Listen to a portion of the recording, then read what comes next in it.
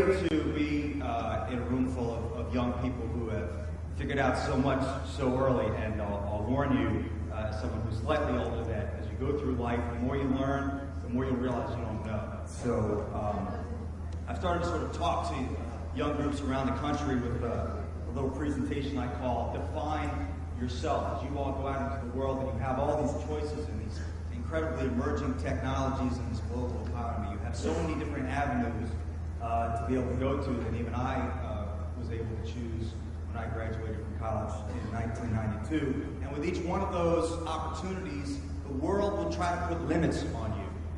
And you've already figured out that that's not the way to go, because you're not just athletes.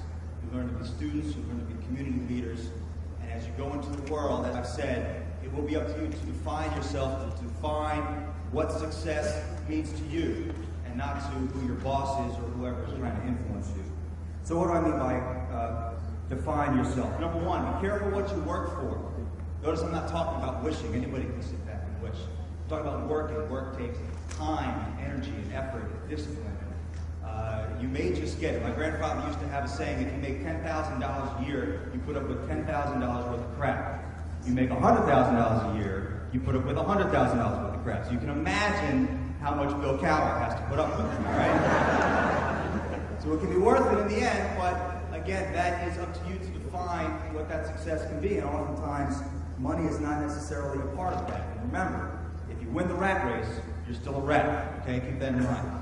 Number two, for defining yourself, assign yourself. This is something that I first heard from the woman who gave the commencement address when I graduated from Duke University. Her name is Marian Wright Edelman, and she talked about when she was a little girl, she'd come down to the living room and her father would say, "How come you're not doing your homework?" She said, "Well, I finished it." He said, "Well, go assign yourself something." And that's a great lesson to take in life. Assign yourself. If you're just doing what other people are assigning to you, you will be limited by their idea of what you can accomplish. And you can always accomplish more than what someone is assigning to you. I'll leave you with this one anecdote. One of the favorite athletes that I ever covered as a writer for Sports Illustrated is Juan Dixon. He's an outstanding guard from the University of Maryland. Juan had a pretty tough go in life. He grew up in inner city Baltimore. Both of his parents died of AIDS before he even got to high school. They were heroin addicts. Fortunately, even though he didn't have his parents, Juan Dixon had a terrific support system around him. He had an older brother who loved him. His grandparents were there for him. Wasn't much of a recruit out of high school. He was a senior in high school. He was 6'3", 150 pounds. Doesn't exactly sound like an All-American basketball player. But through sheer competitive will, he became the best player in college basketball, and he led Maryland to the national championship in 2002. He was the Final Four most outstanding player. And one of the things that, as part of his media tour, after winning the championship, and Coach Carroll will tell you that one of the best things about winning a championship is get to talk to the media for like hours and hours and hours and tell them all about it. Well, Juan came in, like everybody, to do this NCAA video that CBS produces and the NCAA puts out. And as a writer for Sports Illustrated, I know the guys who do the video, so they always kind of let me sit in the room and hear what people have to say. I'm the only print reporter in the room, and we can use that in our story.